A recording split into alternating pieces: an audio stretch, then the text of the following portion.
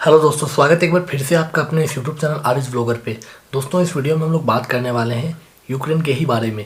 Already मैं 4 video Ukraine से related अपने इस चैनल पे अपलोड कर चुका हूँ और अभी तक कुछ अच्छा खासा रिस्पांस तो मुझे नहीं मिला है, लेकिन कुछ हर वीडियो से 4-5 क्वेरीज मेरे पास आई हैं।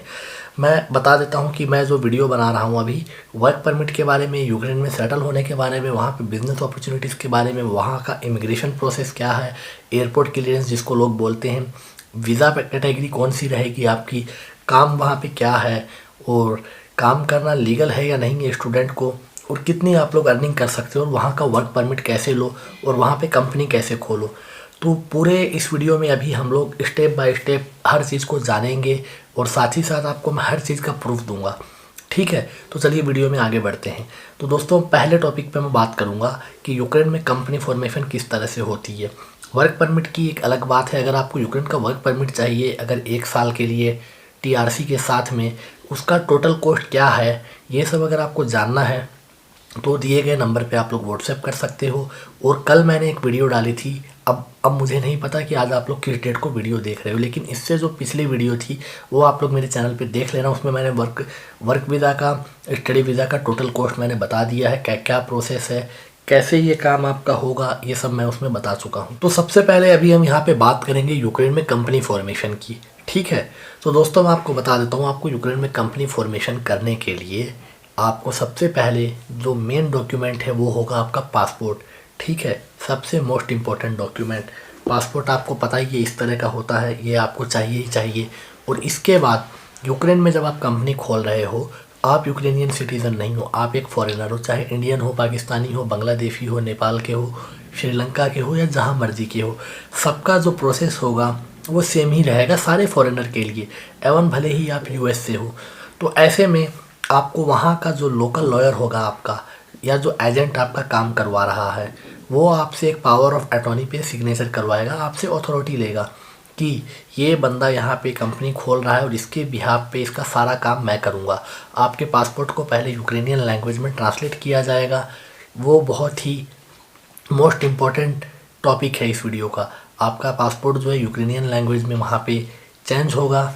ये वाला पासपोर्ट नहीं, ऐसी की ऐसी कॉपी बनेगी, उस पर सारी डिटेल मेंशन होगी, जो इस पासपोर्ट पे वही सेम चीज़ उस पर आएगी। ऐसा इसलिए क्योंकि वहाँ पे ऑफिशियल सारे काम यूक्रेनियन लैंग्वेज में ही होते हैं। अब आपने अपना पासपोर्ट ट्रांसलेट करवा लिया और आपने अपने ओरिजिनल पासपोर्ट की फ़ोटो कॉपी दे दी। और अगर आप यूक्रेन में हो उस वक्त, तो जिस वीज़ा पे आप यूक्रेन में हो उस वीज़ा की फ़ोटो भी लगेगी। जैसे कुछ लोग टूरिस्ट वीज़ा पे जा कर के कंपनी फॉर्मेशन करते हैं, तो टूरिस्ट वीज़ा की एक कॉपी लगेगी। टूरिस्ट वीज़ा अगर आपको यूक्रेन का चाहिए तो आप हमें कांटेक्ट कर सकते हो, हम आपको प्रोवाइड करवा देंगे विदिन 5 to 7 वर्किंग डेज़। अब बात करते हैं यहाँ पे कि आपने ये सब कर लिया। इससे अगला स्टेप है पावर ऑफ अटॉर्नी देने का। पावर ऑफ अटॉर्नी जो है उस पर ऐसा नहीं है कि आपकी प्रॉपर्टी नाम करवा ली जाएगी। उसका मतलब ये है कि आपका जो लॉयर है आपके बिहाफ पे सारे काम करेगा। वरना अगर वो नहीं लेता है पावर ऑफ अटॉर्नी, तो हर जगह भागा दौड़ी आपको करनी पड़ेगी। हर ऑफिस में जहाँ जहाँ जाना है, जो जो डॉक्यूमेंट बनवाना है, उन सब में आपको साथ में जाना पड़ेगा। तो मुझे नहीं लगता है कि ये चीज़ पॉसिबल है, और हमें लैंग्वेज भी यूक्रेनियन नहीं आती है। तो ऐसे में पावर ऑफ अटॉर्नी हमने दे दिया। फिर मतलब कि ये समझ लो आप कि आपकी जगह पे अब वो बंदा है, अब वही एक आपकी जगह उसने ले लिया, सारा काम आपके जगह पे वो बंदा करेगा। आपकी कंपनी फॉर्मेशन वो करेगा, आपका वर्क परमिट भी वो अप्लाई करेगा, और आपका जो टैक्स कोड होता है, जैसे कि इंडिया में पैन कार्ड होता है, वैसे ही वहाँ पे भी एक पैन कार्ड होता है जिसको टैक्स कोड बोलते हैं, वो भी वही जनरेट करवा के देगा। तो वो सारा काम आपसे करवाएगा पावर ऑफ अटॉर्नी लेने के बाद में। मैं आपको बताता हूँ सबसे पहला स्टेप क्या होता है कंपनी खोलने के लिए। दोस्तों, कंपनी खोलने के लिए सबसे पहले आपका बनता है टैक्स कोड, जो कि कुछ दिखता है इस तरह का। मैं आपको दिखा देता हूँ। ये इस तरह का एक टैक्स कोड है, और ये अप्लाई होने के बाद में, ये मैं आपको क्लियर तरीके से तो नहीं दिखा पा रहा हूँ, फिर भी मैं कोशिश करता हूँ। ये एक टैक्स कोड है।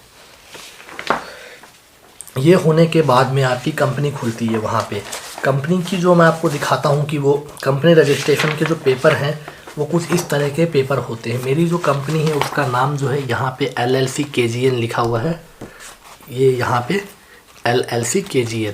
तो ये मेरी कंपनी के पेपर आ गए।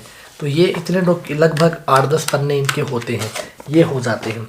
उसके बाद में कंपनी में आपकी क्या क्या एक्टिविटीज़ होंगी, क्या क्या काम होंगे, उसके आपको मिलते हैं ये 3 पन्ने। ये कुछ इस तरह के ये 3 पेज हो गए। अब उसके बाद में जो सबसे पहले आपने पावर ऑफ अटॉर्नी दिया था, उस पर यहाँ पे मेरा नाम है और मैंने सिग्नेचर भी अपना किया है, मेरे लॉयर के भी सिग्नेचर है, उसकी एक कॉपी मेरे पास है। ये 1 पन्ने का सिर्फ होता है, ये सिर्फ 1 पन्ने का ही होगा,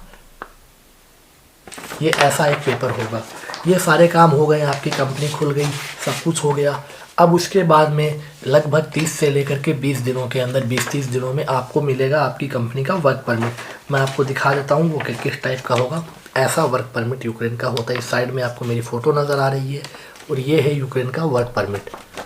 ये तो ये वर्क परमिट हो गया। तो ये सब डॉक्यूमेंट आपके कंप्लीट हो गए, तो आपकी कंपनी खुल गई। और कंपनी जैसे ही खुलेगी, जो आपका लॉयर होगा वो वापस आपको कंपनी का डायरेक्टर यानी कि ऑनर बना देगा। पावर ऑफ अटॉर्नी वो आपको वापस ट्रांसफ़र कर देगा, आपको ही ऑनर बना देगा। तो ऐसे में अब आप 100% अपनी यूक्रेनियन कंपनी के ऑनर हो, डायरेक्टर हो। अब आपको चाहिए वीज़ा। वीज़ा कैटेगरी जो आपकी होगी वो होगी D04। तो D04 पे आप लोग काम कर सकते हो, बिजनेस कर सकते हो। अब यहाँ पे 1-2 चीज़ें हैं वो मैं क्लियर कर देता हूँ। कुछ लोग बोलते हैं कि कंपनी खोलने के बाद आपको तुरंत टैक्स पे करना पड़ता है। नहीं, ऐसा नहीं है। वर्क परमिट जो आप इशू कराते हो उसका आपको टैक्स पे करना है। कंपनी जब आप खोलते हो तो उसमें बहुत से काम आप लोग जो है दर्ज करवाते हो कि मुझे ये काम करना है। जैसे कि कैफ़े खोलना है आपको, शॉर्मा शॉप खोलना है, रेस्टोरेंट खोलना है, बार्बर शॉप खोलना है, या जो भी बिज़नेस आपको करना है, एग्रीकल्चर का बिज़नेस करना है, वो सारे उसमें आप जो है ऐड करवाते हो। वो काम, वो एक्टिविटीज़ आप लोग बाद में रिमूव भी करवा सकते हो, ऐड भी करवा सकते हो, वो सब चेंज हो सकता है आराम से। तो ऐसे में, और बहुत से लोग ये भी बोलते हैं कंपनी खुलते ही आपको हर महीने टैक्स पे करना पड़ेगा। तो ये भी एक र्यूमर है। आपको टैक्स पे तब तक नहीं करना है जब तक आप यूक्रेन जा करके D04 वीज़ा ले करके वहाँ पे बैंक अकाउंट खोल करके बैंक से ट्रांजैक्शन नहीं करते हो, सारा काम आप लोग अपना बैंक के थ्रू ना करो, तब तक टैक्स आपको पे नहीं करना। और ये डिपेंड करता है कि आपके बैंक में कितना फ़ंड है और कितनी अर्निंग आप लोग कर रहे हो। अगर आप लोग कैश में काम कर रहे हो तो टैक्स आपको नहीं पे करना पड़ेगा, लेकिन उसकी एक, जैसे हम इंडिया में 3.5-4 लाख की नील ITR पे करते हैं, जो चार्ज लेता है वो हमसे हमारा CA लेता है। तो वैसे ही जो आपका लॉयर होगा वो थोड़े बहुत पैसे लेकर के वो आपका सेटल करवा देगा। तो ये भी एक चीज़ है, मैं आपको बता देता हूँ। टैक्स तभी पे करना है जब आपकी कंपनी रनिंग हो रही है, उसमें कुछ एक्टिविटीज़ हो रही हैं, अदरवाइज़ नहीं पे करना है। अब आपने D04 वीज़ा लेना है। D04 वीज़ा लेने के लिए मैं आपको बता देता हूँ, वर्क परमिट आपके पास है, सारे ओरिजिनल पेपर लगेंगे, कंपनी के आप डायरेक्टर हो, ऑनर हो, तो ऐसे में वर्क एग्रीमेंट की आपको ज़रूरत नहीं पड़ेगी। तो आपको सारे ये डॉक्यूमेंट जो मैंने दिखाए हैं ये सारे लेने हैं, सबकी एक कॉपी भी करवा लेना, इन केस आपको काम आएगा। एक मोस्ट इम्पॉर्टेंट डॉक्यूमेंट और है, जब हम अपना ये वर्क परमिट लेते हैं तो वर्क परमिट इशू करवाने की गवर्नमेंट को हम फीस भी पे करते हैं, जो लगभग 500 से $520 के आसपास होती है। ग्रीवना जो यूक्रेनियन करेंसी वो ऊपर नीचे होती है, तो उस हिसाब से एक उसकी भी रिसिप्ट आपको चाहिए। वो मेरे पास है लेकिन मेरे फ़ोन में पड़ी है PDF के रूप में, तो उसका भी प्रिंट आउट निकलवा लेना, लॉयर से ले लेना कि उसने जो आपकी कंपनी खोली, आपका वर्क परमिट इशू किया, उसकी गवर्नमेंट को फ़ीस पे किया है या नहीं किया है। तो ये काम हो गया। ये सारे आपको प्रॉपर एक फ़ाइल बनानी है। उसके अलावा ट्रैवल इंश्योरेंस लगे, कुछ एडिशनल डॉक्यूमेंट्स, और उसके अलावा आपके 4 या 6 महीने की बैंक स्टेटमेंट, उस पर आपको बैंक से स्टाम्प भी लगवानी है। और रोल अभी चेंज हो गया है। ये वीडियो जब मैं 2021 में नवंबर में शूट कर रहा हूँ, तो मैंने VFS से कंफर्म किया था दिल्ली में। उन्होंने बोला कि अभी बैंक स्टेटमेंट के साथ एक बैंक पासबुक की फ़ोटोकॉपी भी चाहिए और 2 पासपोर्ट साइज़ की फ़ोटो चाहिए आपको कलर्ड में। और उसके अलावा आपको अपने पासपोर्ट की ओरिजिनल पासपोर्ट और उसके अलावा कलर्ड में फ़ोटोकॉपी चाहिए, ट्रैवल इंश्योरेंस चाहिए, और उसके अलावा बैंक स्टेटमेंट और बैलेंस सर्टिफिकेट भी आप लोग लगा सकते हो। बैलेंस सर्टिफिकेट एक एडिशनल डॉक्यूमेंट है, वो मैंडेटरी नहीं है, लेकिन लगाना चाहो तो लगा सकते हो। ये सब आपको लगाना है। और फिर दिल्ली में VFS में या जहाँ भी आप लोग, जहाँ से कुछ लोग सर्बिया जाके भी अपना वीज़ा लगवाते हैं और कुछ लोग दुबई से भी लगवाते हैं, मोल्डोवा से भी लगवाते हैं, मतलब जहाँ भी आप लोग जा रहे हो वहाँ ये सारे प्रॉपर डॉक्यूमेंट आपको सबमिट कर देना है। विदिन 7 to 10 डेज़, आपका वर्किंग डेज़ की बात कर रहा हूँ, आपका वीज़ा लग जाएगा और आपको यूक्रेन का D04 वीज़ा मिल जाएगा। अब उसके बाद आपको अपनी टिकट बुक करनी है, फ़्लाइट बुक करनी है और आपको यूक्रेन जाना है। यूक्रेन जाने के बाद जो वीज़ा मिलेगा वो 90 दिन का मिलेगा। वीज़ा 90 दिन का ही मिलता है, चाहे स्टडी वीज़ा हो या लॉन्ग टर्म का कोई भी वीज़ा होता है 90 दिन का बनता है। क्योंकि 90 दिन के अंदर अंदर आप लोगों को वहाँ पे जा करके टीआरसी अप्लाई करना है, जिसको टेम्प्रोरी रेजिडेंस कार्ड या टेम्प्रोरी रेजिडेंस परमिट बोलते हैं। वो आपको अप्लाई करना है, वो आपका 1 साल के लिए बनेगा। अगर आप कंपनी के डायरेक्टर हो, मेरे केस में मैं डायरेक्टर हूँ, तो ऐसे में 3 साल की टीआरसी बनेगी। और अगर मैं अपनी कंपनी के बिहाफ पे किसी को वर्कर को हायर करता हूँ, उसकी टीआरसी जो है 1 साल के लिए बनेगी, उसका वीज़ा भी 1 साल का होगा। तो ऐसे में फिर वहाँ पे जाके टीआरसी अप्लाई करनी है। और दूसरा चीज़ है, वो है आपका एड्रेस रजिस्ट्रेशन होगा कि मैं इस जगह, इस सिटी में, क्यू में या जहाँ भी मैं रहता हूँ, ये मेरा एक परमानेंट एड्रेस है। कोई भी कुरियर वगैरह, डाक वगैरह कोई भी आएगा तो वो उसी एड्रेस पे आएगा। तो ये प्रोसेस था पूरा, मैंने आपको शुरू से लेके एंड तक बता दिया है। बहुत ही इजी प्रोसेस है और ये काम 2 तरीके से हो सकता है। या तो पावर ऑफ अटॉर्नी आप इंडिया में बैठे बैठे भी भेज सकते हो, लेकिन वो डॉक्यूमेंट ओरिजिनल भेजने हैं यूक्रेन में। या फिर आप लोग टूरिस्ट वीज़ा पे यूक्रेन जा करके अपनी कंपनी फॉर्मेशन कर सकते हो। कंपनी खुल जाए तो पेपर ले करके वापस इंडिया आ जाना, या कोई भी नियर बाय कंट्री जाके आप लोग अपना वीज़ा स्टेटस चेंज करवा लेना, वर्क परमिट के आधार पे अपना वीज़ा लगवा लेना। तो ये मैंने आपको पूरा प्रोसेस जो है स्टेप बाय स्टेप बता दिया है।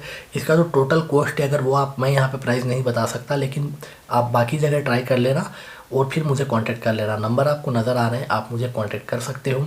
आई होप कि वीडियो आपको पसंद आई हो। अगर यूक्रेन का स्टडी वीज़ा आपको चाहिए, लैंग्वेज कोर्स का या एमबीबीएस प्रोग्राम का, या अगर आपको वहाँ पे जाके मास्टर्स या बैचलर करनी है, या उसके अलावा आपको वर्क परमिट चाहिए, कंपनी फॉर्मेशन करनी है, आप मुझे कांटेक्ट कर सकते हो, मैं आपकी हेल्प करूँगा। मैं मिलता हूँ अगले वीडियो में। चैनल को सब्सक्राइब कर देना, वीडियो को लाइक कर देना। कोई सुझाव हो तो कमेंट बॉक्स में कमेंट करके पूछना बिल्कुल मत भूलना। अगले वीडियो तक के लिए हैव ए ग्रेट डे।